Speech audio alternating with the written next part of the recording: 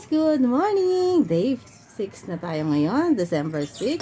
Ang ating almusal, syempre, hindi mawala ang black coffee. Black coffee na tayo ngayon para healthy. Ayan. Huwag na tayo mag-cream para tipid na rin sa bagong taon. Ang aking ulam for today, ayan.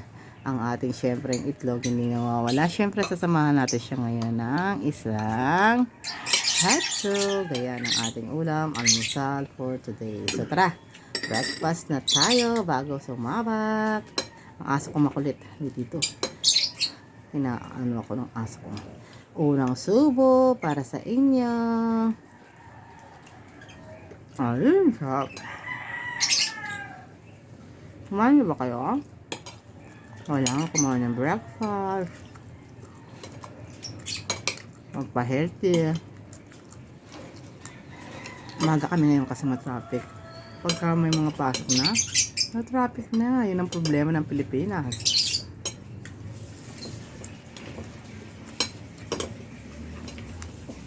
Traffic for life. Diba? Oh. Kain lang ng kain.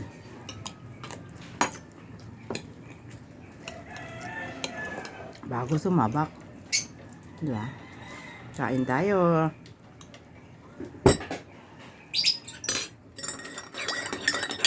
Kumain mo ng kape mo sa. Let's toast. Mainit. Masarap. Palamigin man na natin konti. Bakit kayo yung kape, no? Mainit. Kailangan palamigin. Bago inumin. Dapat malamig na lang na tubig.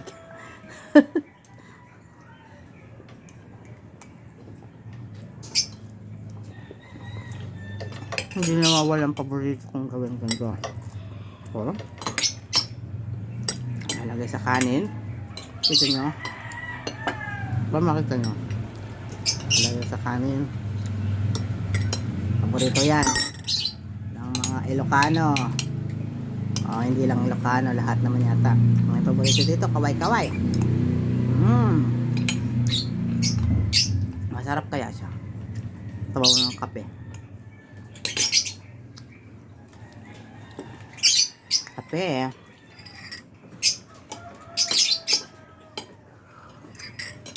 Tapos pala natin magkape. Napasok pala, maliligo na pala tayo. Maglilinis muna tayo ng bahay bago tayo umalis. Habang hinatid naman yung isa sa school. Pagbalik, na kami. Ayan. Sabi busy mo umaga namin. Everyday busy naman eh. O din ba? Busy? So yun lang ating morning breakfast. So ingat-ingat lahat at saka very productive ngayong araw na ito. Sayang ang araw, di ba? So gawin niyo na lahat ng mga trabaho niyo na maayos. Do your job good at saka mahalin niyo yung trabaho niyo. Okay? Huwag niyo kakalimutan mag-pray everyday para sa safety. Bye-bye! Ito lang po ang vlog ko for today. Mamaya na naman uli. Abang-abang.